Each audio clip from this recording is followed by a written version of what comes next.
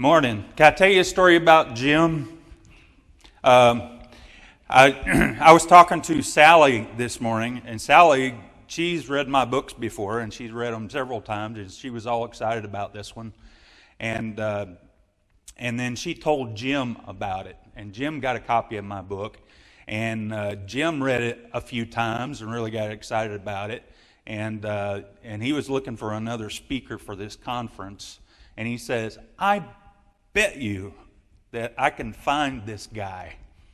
And so him and his wife began to research the internet to find me, and lo and behold, they got a phone number for me, called me up. Jim says, I see that you write books. Can you speak? I haven't spoke before, Jim, but I can speak. And so that's what I'm doing here. And I really appreciate your patience and your graciousness this weekend. You have really taken care of us, and me and my wife and our family appreciate it, and thank you very much. Let me throw you into the book here. Put my spectacles on. Okay, I'm going to talk about the cover first. The cover's kind of fascinating, actually. And there are sort of three aspects to the cover. We've got the ram and the goat, and this was a picture that I commissioned to my daughter's best friend in high school. She's quite an artist, and me and her went back and forth on what exactly I was looking for out of the picture. And so if you see the picture up there, there's a ram and goat on the cover. And what's harder to make out is I've got the flag of the United States on the goat and the flag of Iran on the ram up there. And so we had this was floating on the internet for a while, and then I got a request from Francis Chan's church, mega pastor out in California. His church is the Cornerstone Community in Simi Valley, and they requested it for a Daniel Bible study. I said, wow, that's kind of awesome. You don't get that every day. And so that was kind of neat. A neat moment. Now, let's talk about the picture of the book cover. See that auditorium up there? I have never been there.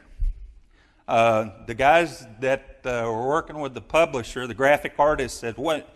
I really like the picture. Here's what I'm going to do. I'm going to go to an auditorium, an empty auditorium, and I'm going to display the picture of the ram and the goat on the screen, and I'm going to put the world map on there because that's kind of what the book is about." And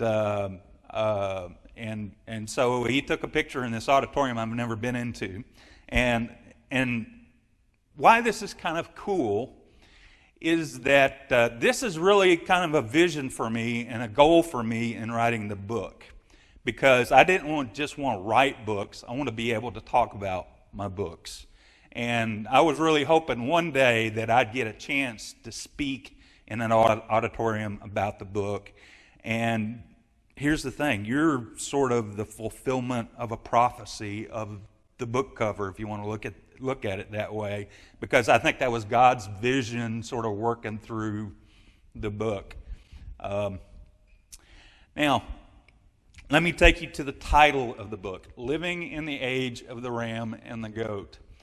I wasn't trying to be cute when I came up with the title. It wasn't a title meant to engage people where the title was somewhat hyperbolic, where we're kind of overreaching with an extravagant title. I really believe we are living in the age of Daniel's vision of the ram and goat in Daniel chapter 8. And I want to try to make the case of that to you this morning. And also, if you look at the subtitle, the sort of ultimate outcome of the end of the age is a coming war between Iran and the United States.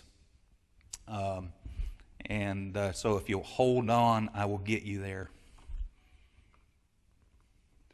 Now, if you go to Amazon, I post this little description of the book. Theologians have long believed the vision of the goat and the ram in Daniel chapter 8 describes the rise of Alexander the Great and the defeat of the Persian Empire at his hands. What if it's about events that are happening now? And so here's what I'm going to ask you to do for the next hour. A lot of people have gone through studies where that was the case. Okay, they've looked at the ram and the goat as a description of the invasion by Alexander the Great against the Persian Empire. And what I'm going to ask you to do is take Alexander the Great, and imagine a little box here. We're going to take Alexander the Great, put him in the box, close up the box, and let's forget about Alexander for a little bit. I'll pull him out from time to time to make a few comparisons, but for the most part, I want to set him to the side. So think about Daniel chapter 8 as if it was written like 2 minutes ago, okay? Now, the first question you're going to have is, can we do this? Do we have permission to do this from the Scriptures? Am I doing something that is, sort of theologically wrong? Well, in Daniel chapter 8, verse 16 and 17, we see a conversation between Gabriel and God and Daniel. And God's talking to Gabriel, and as Allan was talking earlier, Gabriel is, this angel is very close to God, and God at times communicates through Gabriel.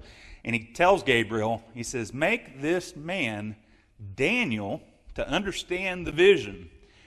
And he said unto me, and now Gabriel's talking to Daniel, and he says to me, understand, O son of man, for a time of the end shall be the vision. Okay? So God is trying to make very clear in the Scriptures, because the word understand is mentioned twice, trying to get us to understand something that's very important. And what is the very important thing that he's trying to communicate? When this vision is going to take place. And it's going to take place at a time of the end, or possibly the end times, as we often describe it, of the time near the end, the time of the tribulation. And the argument that I would make is Alexander the Great was around, 2,000 years ago, and I don't think he meets the qualification here of the end times. So if this is accurate, and this is an accurate interpretation on my part, then let's look at it like that. Let's look at the book of Daniel with a fresh sort of eyes, and look at it as if it's happening in our times.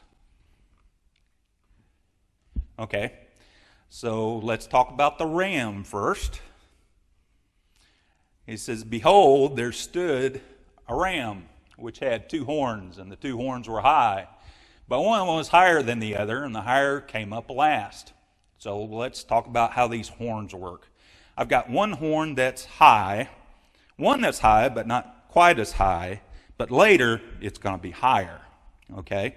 So we got 2 prominent forces, 2 prominent countries that we're going to find out. And let's gather a little more information about the ram. Gabriel gives us an interpretation.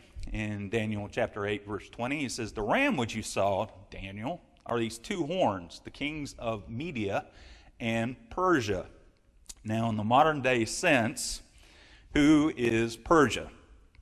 That one's kind of easy, isn't it? If you buy a Persian rug, where do you get it from? Well, you'd buy it from Iran, wouldn't you? Who are the Medes? This is a tougher question. When I was writing this in 2009, there was a group of people, a nationality of people called the Kurds. And they were making claims that we are direct descendants of the Medes. And at the time, it was kind of controversial. Now, though, it's pretty well accepted. If you go out there on the internet and type in Kurds and Medes, you'll find a lot of prophecy experts that say, yep, we believe the Kurds are the descendants of the Medes. So we've got the 2 right parties then. Now, who are the Kurds? There's about 25 million of them. Iran has about 80 million people. The Kurds have no official borders, okay? However, they claim a place called Kurdistan, and so they reference it all the time. We are part of Kurdistan.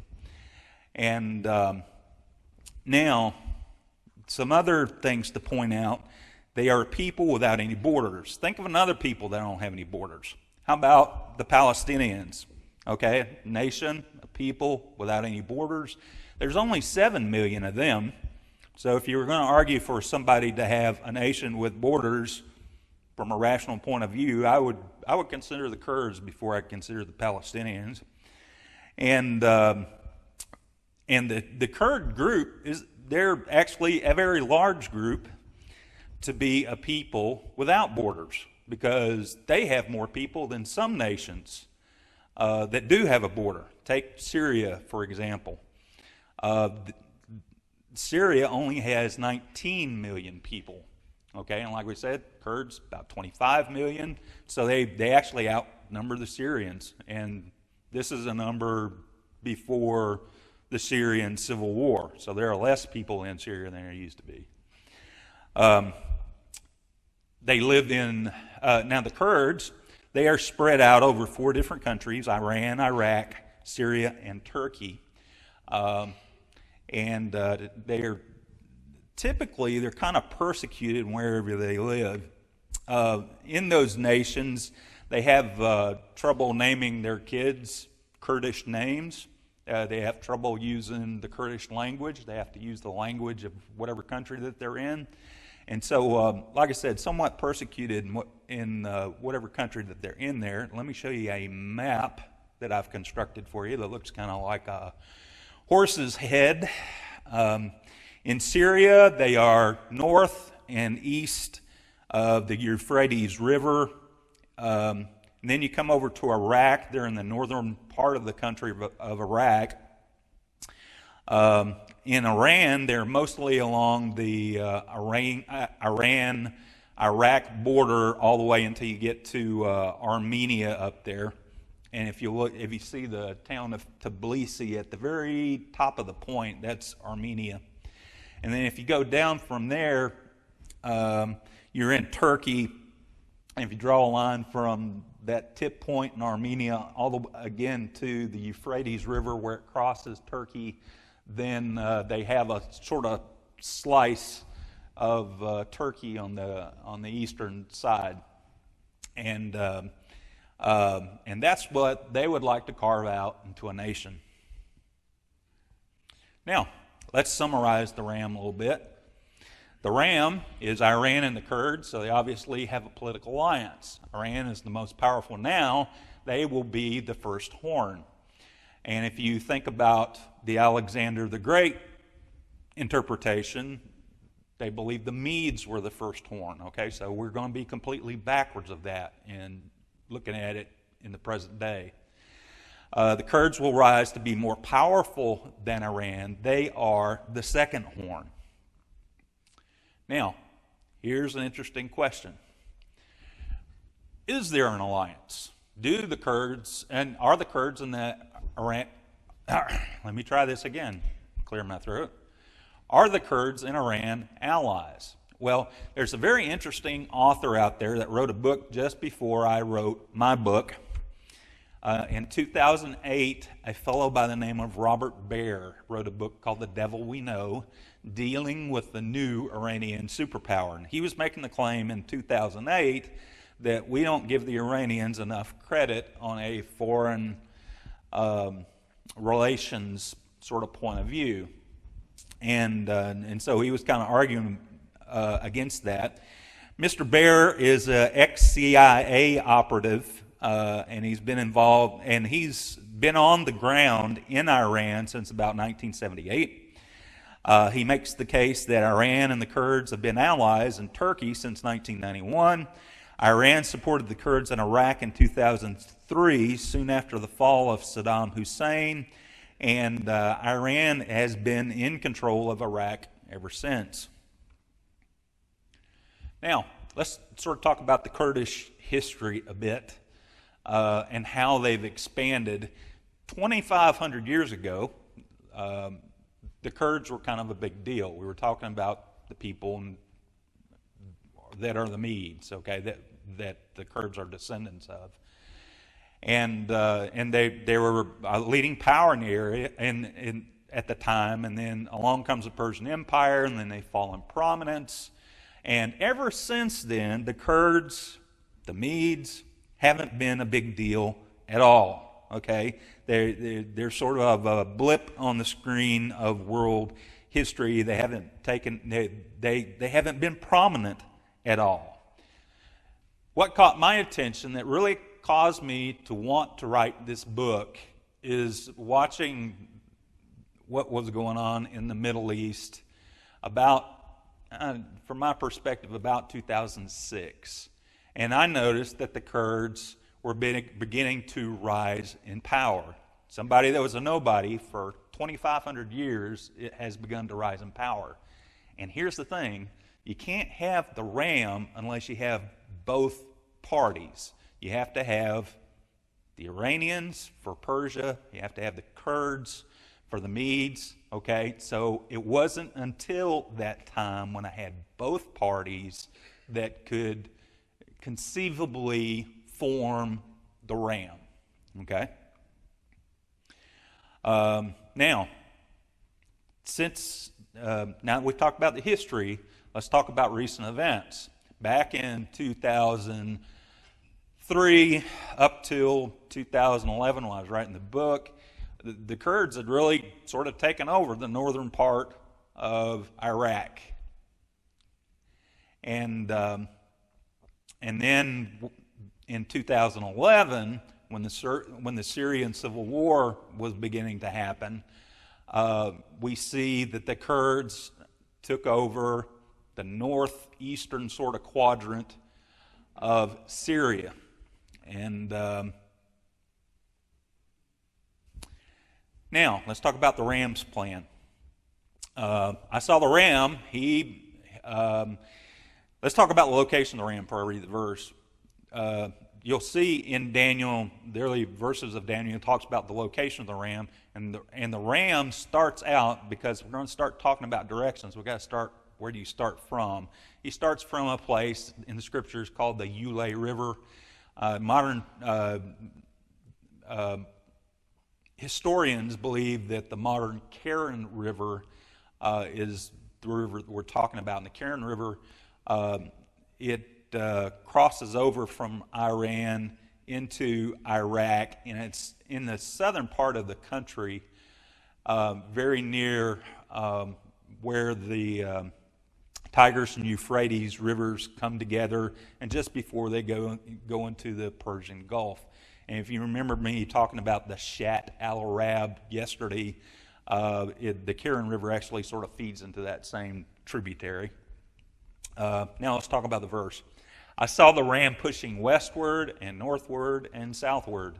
So it goes west first, then north, then south, so that no beast might stand before him, and neither was there any that could deliver out of his hand.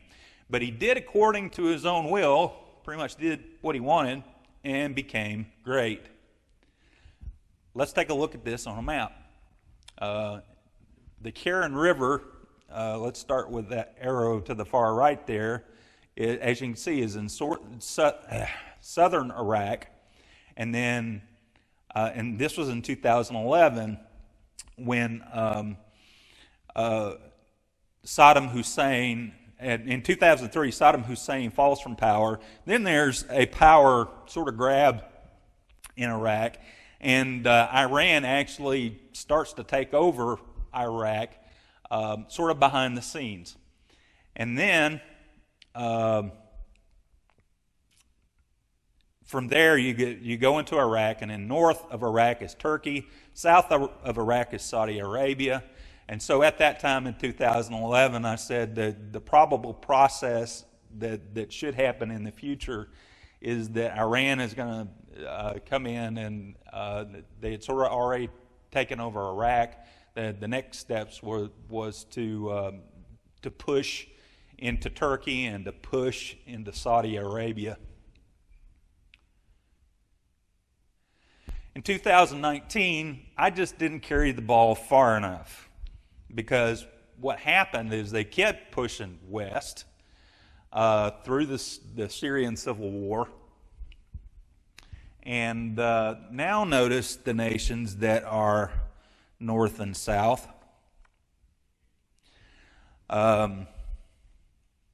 We still have Turkey in the north, but in the south we have Jordan, and so that sort of changes things a little bit, and I'll talk about that here in a moment. But let me talk about Syria a little bit more. Some of the fascinating things about how Iran has moved west is, again, they've sort of taken over Iraq, and in Syria there are 80,000. Earlier in the year, there were 80,000 troops that moved, Iranian troops that moved into Syria, and they have, and as far as I know, they haven't moved out. And I don't think they have moved out.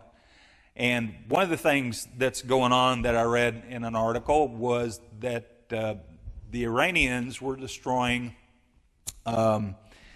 places that would keep land deeds, okay, records of ownership of land and houses, okay, and which was a curious sort of thing to do. Why would you do that? And the idea was all these people that were leaving Syria, that were Sunni Arabs, the Iranians, they're Shia Arabs, okay, and they don't get along. They don't like one another, and this is part of their power grab, is that they, by destroying these places that were keeping the deeds, they are basically sitting on that land, and all these Syrians now that have vacated Syria, that are in places like Jordan and Lebanon and Turkey's trying to send them back to Syria, they don't have a place to go,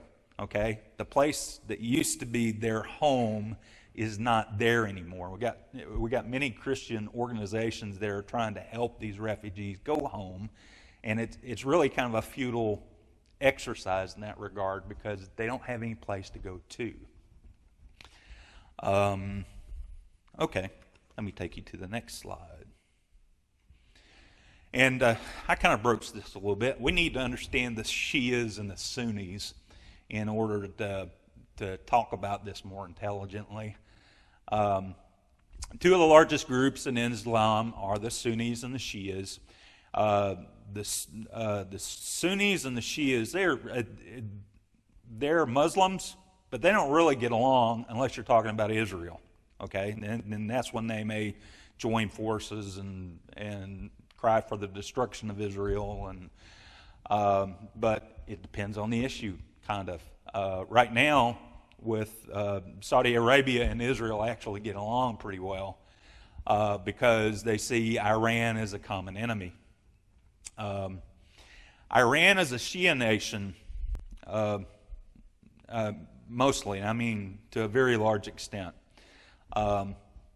Whereas our Sunni nations are people that tend to be our allies. Saudi Arabia, Jordan, and who else do I have up there? Turkey. Okay. The other Middle Eastern nations are really kind of a mix. If you look at Syria, Syria has a leadership that's Shia. Most of its people, however, are Sunnis. Iraq used to be a nation that was mixed. It used to have Sunni leadership and Shia for the majority of its people.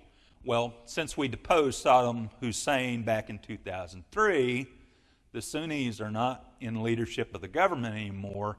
It's the Shias, okay? Shia government, Shia people. Iran over here, they're mostly Shia, and so that's why the Iranians have been able to, like I said, essentially move in and take over Iraq without actually invading. Okay, I'm going to get to that here in a moment. Okay, how possible, going back to Robert Baer's book again, he's going to give us some quotes of some people, leaders that are behind the scenes in Saudi Arabia and get their take on Iran. And again, this is back in 2008. How possible is it that Iran takes over the Middle East? The Saudis are terrified that the United States will abandon Iraq, and they are also terrified about an Iranian invasion. Now, that's pretty contemporary, isn't it? Think about last weekend. If and when the Americans do go, the Saudis are convinced that the entire Gulf will fall to Iran. Okay? Does that sound like somebody that's scared about their future? Let's talk about the Iranian expansion. Okay, and I've already mentioned it a little bit. Iraq, Iran's enemy in the 1980s, is now their ally. According to Robert Baer again, he made, this is sort of prophetic, but he's a secular writer. He said, Iran will not occupy Iraqi cities and there will be no declarations of victory. Iran will be happy ruling through proxies, and basically what we mean by a proxy is there are groups of people over there that are friendly towards Iran that live in Iraq. These Shia militias being part of that group, and Iran is sending them money, weapons, political support, and Iran is going to control those groups, and those groups have risen to prominence in Iraq. And I already mentioned the 80,000 Iranian soldiers that are occupying Syria. Let me throw this one in there too. There are plans for a railroad that's going to go from Iran, it's going to go through Iraq, and it's going to go into Syria so that they can move things without even slowing them down to check them at the border. And you can imagine the kind of things that they're going to move, okay? Weapons, soldiers, that sort of thing. Okay, so we've talked about pushing to the west. Check. But how about the north? A northern invasion has already begun.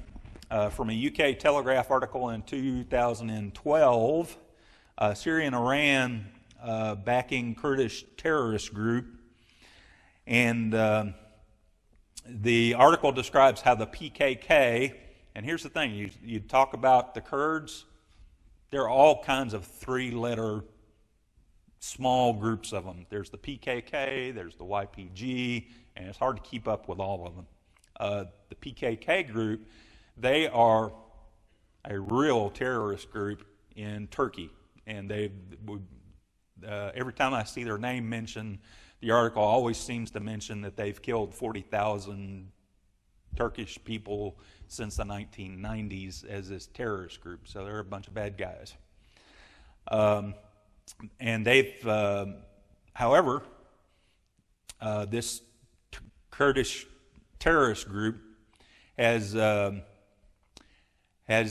taken control of cities along Syria-Turkey border, and their fighting was directed at Turkey. So they are definitely pushing against Turkey. Okay, so all right, so that falls in line with the prophecy.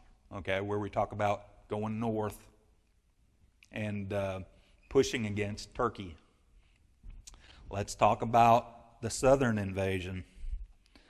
Before I talk to Jordan, let me talk a little bit about Saudi Arabia. This year in particular, Saudi Arabia has really been picked on by Iran. Back in May, let me back up even to that. Iran has been funneling money and weapons to the Houthi rebels in Yemen, which is just south of Saudi Arabia. And the Houthi rebels have taken over Yemen, and so they've taken over the country and pushed the guys that were in charge out, and so they're friends of Iran, and so now Iran has kind of a stronghold there in Yemen, and feeding these guys weapons. And this is another proxy that is firing arms and has been all year at Saudi Arabia and causing disruptions. We saw earlier in the year in Saudi Arabia where 2 oil tankers, it was either a torpedo or a mine that was placed on the side of these tankers, that they were parked at the UAE, which is the United Arab Emirates, and so anyway, that was an attack, and they actually had footage of these Iranians that came by later in a boat that were removing mines off the sides. When I say boat, ship. They were on a little boat. They were right by on the waterline of this huge ship, removing something off the ship, and they believe it was some kind of a mine. And so we know they did it. Okay. And then there was last week where we saw 20 missiles, drones. We believe 10 of them were drones, and the other 10 or so may have been cruise missiles. And we have proof that they came from Iran. They weren't fired by the Houthis. They were fired directly from Iran. So this is another box you can check in light of the prophecy regarding them coming to the south.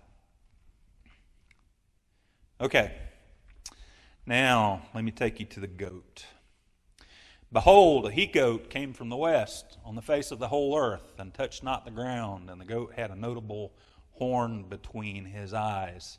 If there is a verse in Daniel that is reflective of our generation and could only be accomplished in our generation, that it could only be fulfilled in our generation, this is it. Let's talk about an organization that could conceivably come from the face of the whole earth. What could that possibly be? Well, it sounds like the United Nations, doesn't it? And where is the headquarters of the United Nations located relative to Iran? It's west, isn't it? Because it's in New York City. And so, okay, I think we've identified who the goat is, generally speaking. And he's not going to touch the ground in his approach to engaging the ram. Okay, think of all the ways that we conduct war now. There are so many ways in this age that we conduct war without touching the ground. In World War I, we started to incorporate airplanes into our warfare. In World War II, battleships fired rounds as big as cars at the enemy. Then came aircraft carriers that were carrying fighters and bombers across the globe. More recent developments are intercontinental ballistic missiles. We can fire our munitions without even leaving home. And then the more relevant, I think the most interesting lately has been the UAVs, or in the media they refer to them as drones. The Global Hawk in particular, we launched that from California, and there are captains in the Air Force that are directing those things at the enemy with a laptop sitting in California. So it's become pretty remarkable about how we can engage the enemy without touching the ground. Now, the goat had a notable horn between his eyes. That word notable is notable because in order to use the word notable, you have to be comparing one thing to other things. Okay? It's not a description that ever stands by itself. So if there's a notable horn, there are other horns that are not notable. And this fits in the description of the goat.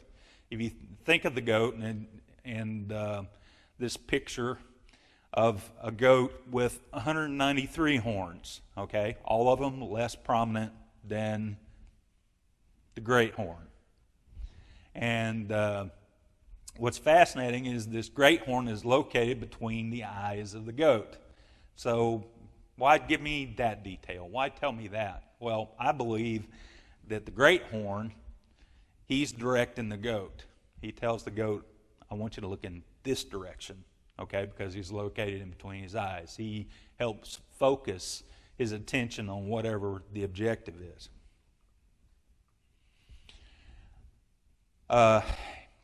Gabriel's talking to us again here, and the rough goat is the king of Greece. He tells us who the king is. He's the king of Greece. Well, there's another king, and the great horn that is between his eyes is the chief king.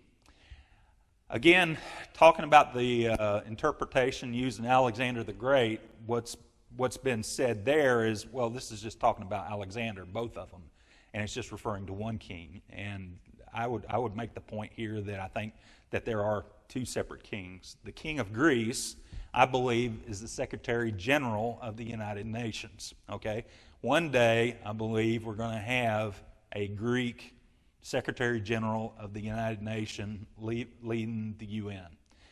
And this great horn, this chief king, is the sole superpower of the whole earth. It's the United States, okay? And this fits because if you go back to the Persian Gulf War where where George Bush said, look, I got to have the UN to help us conduct warfare against Iraq, and so they voted on it, and so the UN and the United States came as a team against Iraq at that time. Okay, the U.S. leading and the UN right behind them. Okay, the U.S. is going to conduct warfare. The UN is going to do what we would call a nation building. Okay, and this is going to be that same sort of scenario. Here's the goat's plan. And he closed into the ram, and he was moved with anger against him, and smote the ram, and broke his two horns. It is not going to be a good day for the ram on that day. The UN, U.S. will one day declare war on Iran and the Kurds. Jeremiah chapter 49, verses 34 through 39, I think, gives a description of what the outcome of that is, and I mentioned that in my book, and just to reiterate, well, I don't have your book, Darren. Stop by the table, I'll give you a copy. Okay, I don't want you to do without.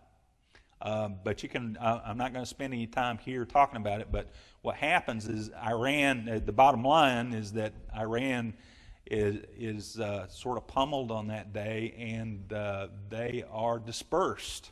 Kind of like the Jews will be dispersed across the whole world. The goat's hollow victory. Now, in the media, people get really excited about, if we would just invade Iran, have this war with them, duke it out, and put them in their place, that things would just be a whole lot better. But here's the thing, the outcome's going to be that the goat is going to get greater, okay? And he's going to rise in power. But when he is strong, the great horn's going to be broken, okay? Who's the great horn? The United States, okay? Think about that and digest it for a moment, okay? Because it ought to concern you, because the United States is where you keep all your stuff. Okay? It ought to be very personal to you that that's a possibility. And I believe it's a possibility because in God's plan, we've already mentioned this multiple times this weekend, that the United States is not in God's plan for Ezekiel 38:39. Think about that a little bit. Gog, Magog invasion, Russia conceivably comes down and invades Israel with all these other countries. And you ask, why would the United States allow that to happen? Well, here's my answer. They're not there, okay? We're not there to stop them, okay? That's what I think goes on. Now, something else that I'd like to point out. I believe the United States is here and serves a very big purpose for the rest of the world that the rest of the world doesn't appreciate. We provide stability for the rest of the world. And here's the proof of it. If this is the United States, if this is the United Nations we're talking about, the United States is removed, who pays most of the bills for the United Nations? The United States does. Okay? Who created the United Nations? The United States did. Okay? And you remove the stabilizing influence, and then the United States is going to break up into 4 regional powers based on direction. Remember how we said this weekend that Israel is the center of everything? Didn't Dean Haun say that? Okay. Use that as your starting point, as the center. There's going to be a king of the north, and he's going to have his north group. And I believe that's Russia and the Middle East. The king of the south is going to have his group, and I believe that's going to be Africa. And I believe Egypt will be the nation that leads Africa. Then you're going to have the east, and we've already sort of talked about China. And then the west, the EU, Europe, and obviously the Americas. Okay. So it's going to be a hollow victory for the goat. Now that we've mentioned that and sort of messed up everybody's day, what about when will we see the goat? I think I have a couple of clues. One is based on absolute time, and one is based on relative time. Let me show you what I mean. Let me give you an absolute time clue. In Daniel chapter 10, Daniel has a period where he prays for 21 days, prays and fasts for 21 days. And he is hanging tough there, and he's praying. At the end of the 21 days, there's an angel that appears to him, and the angel is grateful when he sees him. He says, "Wow, I'm glad you did this because you helped me in this fight with these other 2, which sounds like angels.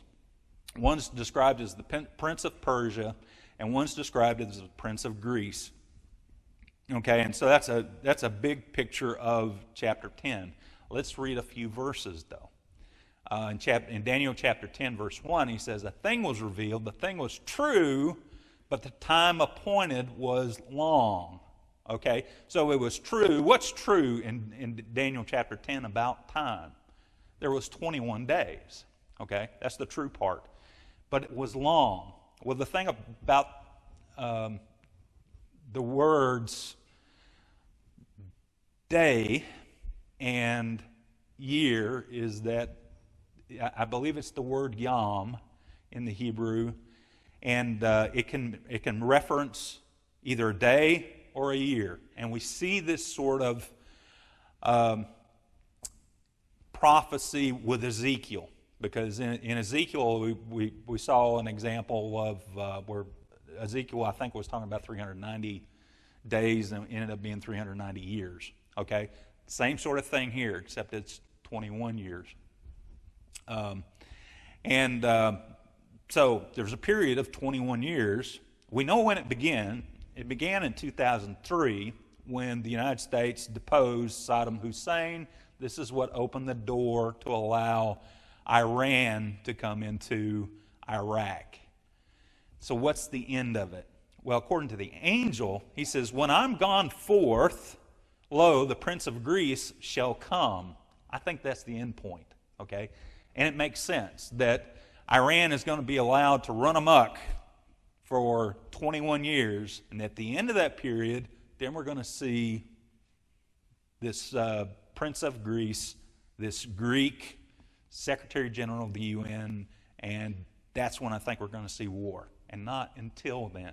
And it actually sort of explains some of the things that we see going on now. Why doesn't President Trump invade now? Okay, he had all kinds of reasons last weekend. Okay, why didn't he do it? Well, I think he didn't do it because it's not time. Okay, God is holding off because we're not there yet. We're not ready yet. I don't have all the pieces in place yet. Now, from President Trump's point of view, he doesn't want to get engaged in a war in the Middle East because we just got out on one. And he wants to focus his attention not on terrorists, but on the bigger players that are creating sort of grief for us worldwide, China and Russia. Okay? But in a few years, I see the pendulum sort of swinging back to where we're going to make Iran a focus of our aggression. Now, okay, Darren, I don't believe in this time thing. Okay, this is too much like knowing the day when Jesus is going to come back. Okay, well, let me give you another piece. There's a relative time clue in Daniel chapter 11, verse 2. There shall stand up yet 3 kings in Persia, and the 4th shall be far richer than them all, and he shall stir up all against the realm of Greece. Okay, so we're going to have 3 kings in Persia. You know we've had 3 presidents in Persia since 2003? One guy, his name's Mohammed Khatami. He was actually in office from 1997 to 2005. The other guy is Mahmoud Ahmadinejad. He ruled from 2005 to 2013. And the one presently that's in charge is Hassan Rouhani. And he was elected, if you can have an election over there, in 2013 to the present. So we've actually sort of checked the box on the 3 kings in Persia. Okay, and the 4th one is due to be elected in 2021. Count off 21 years from 2003, and you end up with the year 2024. Okay, our 4th president in Iran is going to be elected in 2021. Okay, so both these things sort of line up. Okay, number of years with the number of presidents. They sort of check each one another. Now, let me talk about the 4th king. He's kind of interesting. He's going to be far richer than they all. Our first king on that list, first president, Khatami, he has a net worth of $85 million. The second guy, Ahmadinejad, he has a net worth of about $4 million. The third guy, Rouhani, has a net worth of about $500,000. Okay, so the 4th guy is going to be far richer than them all. Okay, so he has to be worth more and significantly much more than $85 million. Okay, what does that make him essentially? A billionaire, doesn't it? Okay. Think of all the billionaires that are in Iran, okay? You would think, well, that's Iran. Surely they don't have that much money. I got news for you. There's one guy, the supreme leader of Iran.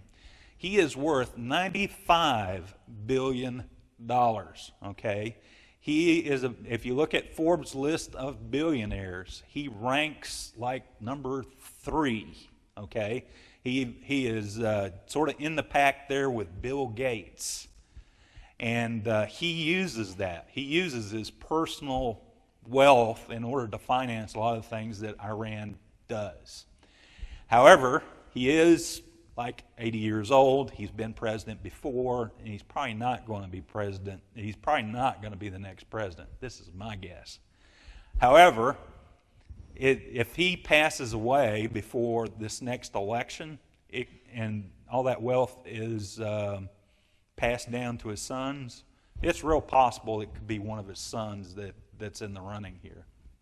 Sort of speculation on my part, but at the very least, I think this 4th president is going to be a billionaire. Okay, for things to remain in play. Okay? All right. Let me see. The demise of the great horn, and a mighty king shall stand up, and that shall rule with great dominion and do according to this will. Okay, mighty is usually used to describe a champion in battle.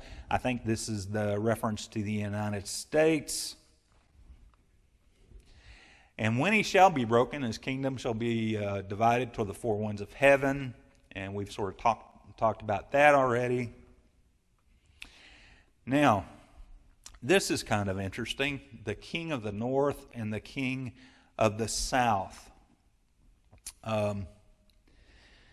We talked about the king of the north being Russia in the Middle East. Talked about the king of the south being Africa, and this verse actually sort of plays in this kind of description. I think when the United States is taken off the scene here, and we start to see a struggle to fill this power vacuum that the United States is going to leave on the worldwide scene, that we're going to see wars and battles on a scale that we have never seen before. And let me just take an interpretation of this verse, Daniel chapter 11, verse 10. But his sons, the king of the south, shall assemble, and then I've skipped a lot of the verse there. They shall assemble a multitude of great forces. Let's look at that phrase a little bit. Obviously, the word multitude means multitude. The word great can be interpreted as multitude. The word forces can be interpreted as a multitude of men. So what we've got here is a multitude of a multitude of a multitude. Okay? These are going to be huge armies that go back and forth in Daniel chapter 11. It seems to happen about 4 different times. And how does the king of the north get to the king of the south? How does the king of the south get to the king of the north? Israel is going to be a runway, okay? And all kinds of action between these forces at that time. Okay, now that we have that, let me back up just a little bit. I'm not quite ready for that. We've pulled all this information together. And what I think, I hope I've demonstrated to you today, that you are smack in the middle of Daniel chapter 8. You are living right through it, okay? It is defining what is happening to you in this day and age. Think about when Jesus was alive 2,000 years ago, and all the prophecies about Jesus were occurring at that time. Well, you live in a special time because you are living through prophecy. Stuff that Daniel wrote is, when he was writing it for you because it's happening to you. Okay? And that's what I mean by the title of this book, is that's what I think we're going through. And because of that, yesterday I made you a promise. I told you where you were going to be. Okay, I was going to show you. Yesterday I showed you where Israel was and where you were in relationship to Israel. Today I've shown you this vision of the ram and the goat, and basically it applies to everybody else but Israel, the whole world. And so at this moment, you know where you are on the timeline. Okay, you personally, and that's a big sort of philosophical question that you need to answer, is where am I? Now that you know where you are, let's talk about who you are. Okay, and this is what I'm going to finish up with today. Jesus called us prophets. In Matthew chapter 5, verse 11 and 12, "Blessed are ye, when men shall revile you and persecute you, and shall say all manner of evil against you falsely for my sake. Rejoice and be exceeding glad, for great is your reward in heaven for standing up." Okay? And it's easier to stand up in our time than any time I believe, because our culture just hates Jesus, okay? They hate us for loving Jesus, okay? And all it takes for you is to have lunch at Chick-fil-A or tell somebody Merry Christmas, and you've incited the radicals, okay? And that's sort of the lower bar. What we need to do is really set the bar a bit higher than that, okay? And make a stand for Christ in our culture, Christ in our generation. And that's what Jesus is calling for, and that's what he's holding out this reward for us. And in doing that, though, he describes us, for they persecuted the prophets before you, okay? Why does he bring that in there? He's trying to make the point that we are prophets, okay? He wants us to act like prophets because that's our heritage. He wants us to be prophets because this is the definition of a prophet. A prophet stands up in his generation. And you might say, well, Darren, that's a little wacky. I think you're stretching the interpretation. Well, Jesus wasn't the only one that made that comparison. Let's take a look at Peter. Peter says, you are the children of the prophets. Okay, if I call you a child of a prophet, what am I calling you? I'm calling you a prophet. Okay? And of the covenant which God made with our fathers, saying unto Abraham, and in thy seed shall all the kindreds of the earth be blessed. So am I talking about Jews in this verse, or am I talking about everybody else? Think about it. Paul, when he made his comparison, and he was talking about Gentiles, he would talk about Moses in relation to Jews, but he would talk about Abraham when it was everybody else, okay, the Gentiles, because and the reason he'd do that is because Abraham was before the law, okay, before there was a law. And so Abraham behaved like a guy that doesn't know the law. And Paul made this statement that the Gentiles were a law unto themselves, okay? They were obeying the law without knowing the law, okay? And so this is talking about us, all right? And so if we are prophets, then it makes sense to me that we should learn how to be prophets. We should study the prophets. And let me give you an example. Three of my favorite guys, three of my favorite prophets, and it makes this point of standing up. Elijah, he stood up to the 700 prophets of Baal, okay? Those are some odds, aren't they? And but he stood up in his generation. Ezekiel was ministering to a group of people that God described as hard-headed, okay? And God gave him a special gift.